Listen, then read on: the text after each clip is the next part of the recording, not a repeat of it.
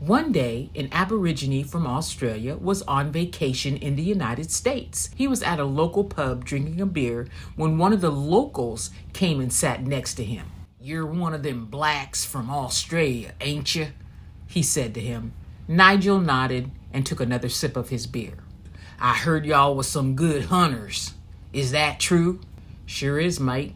"You ever been hunting bears?" the local asked him. "Yeah, mate, but those koalas are too easy to catch." "Nah, not koala bears. I'm talking about grizzlies." "No, we ain't got none of those back in Australia." So the local American man invited Nigel to come to his cabin the next day to go hunting with him and his friends. The next day, all the Americans showed up: assault rifles, camouflage, night goggles, everything that you could think of. And they were preparing their gear when they saw Nigel walk up to the cabin.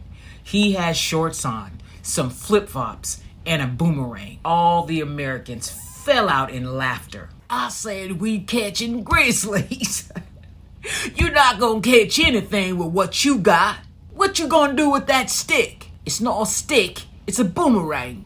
"Either way, you ain't catching no grizzlies with that." Nigel got really upset.